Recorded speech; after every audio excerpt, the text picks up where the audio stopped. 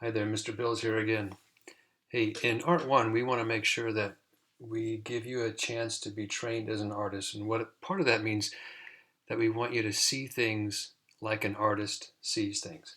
And one way to do that is to think of your brain as having two different sides, a left and a right side. And you actually do, but in the art world, we think of the left brain as one that's more, mathematical, and it makes lists and it labels things. If you see a tree, you label it as a tree and you see the word tree, and so on. It's more organized. The right side of your brain is thought to be more artistic. What that means is you see the world in pictures and you see the world in shapes and you see the world in color, and you don't necessarily label it with your left brain, but you see it in a different way. And it's kind of hard to explain. So we're going to do this one little drawing activity just to help get you started on how to think like that. So I have to back out a little bit here. And we're just going to start going for it. What you're going to do is just take a regular piece of paper. Just need a pencil. And I'm going to ask you to draw a line across the center and down the middle. Doesn't have to be perfect. Don't fold your paper. Don't use a ruler. This is plenty good. What we're going to do first is make your initials up here, and I'll explain this as we go. It'll make more sense as we go along. You just remember, you're just going to do what I do at this point. And if you have 3 initials, great. If you have more than 3 initials, select your favorite 3. If you start to do more than 3, it gets too crowded. If you only have 2 initials, just pick another letter to put in the middle or over here. That part of it doesn't matter that much, but you're going to make 3 letters in a similar way that you did that block lettering thing at the very beginning. So my initials are DLB. So there's my D, and I'm going to go around my letter, and I'm going to go all the way over to the edge of this little section that I already planned out. And all the way up to the top. So the top of the paper is the top of the D. And then on the inside, I can just make another D. And my middle initial is an L. So I'm going to kind of float it inside there. And again, let the back of the L bump into the D. That's important. And let it go all the way up, or whatever initial you have. And the back of the L goes all the way from top to bottom.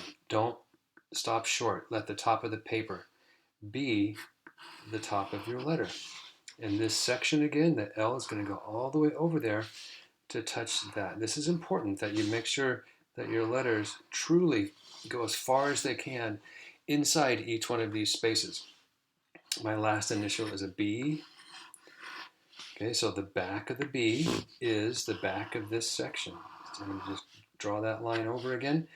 The top of the B is the top of the paper, and I might draw that curve over here and let it bump into the edge of my space. And there's that little notch in the middle of my B.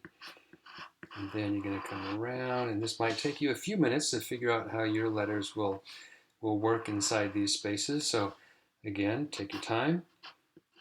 You want to make sure your letters look like your letters. And again, think back to the block letters that you made before. And we can get rid of that. Now what we've done here is drawn the positive space. And what this little drawing is about is negative space. So the opposite of negative space is positive space. So the D and the L and the B are the positive space. That's the thing that most of the time people look at. If you look at a person, or if you look at a tree, or look at a cloud, whatever you're looking at, you usually look at the positive space. That's what you focus on. But what I'm going to do really quickly, and I would like you to do this too. Again, stop the video, pause, so you can kind of get caught up. You don't have to be super careful about it.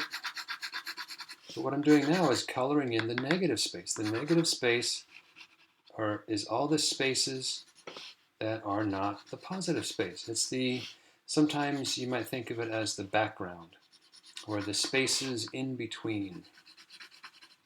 Okay, so I just colored in all of the negative spaces. Now what I'm going to do is drop these negative spaces down.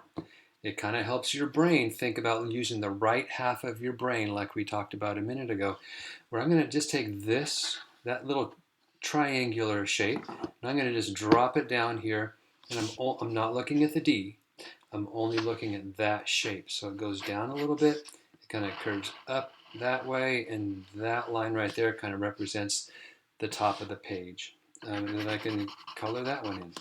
This one is farther down and to the left, so farther down and to the left.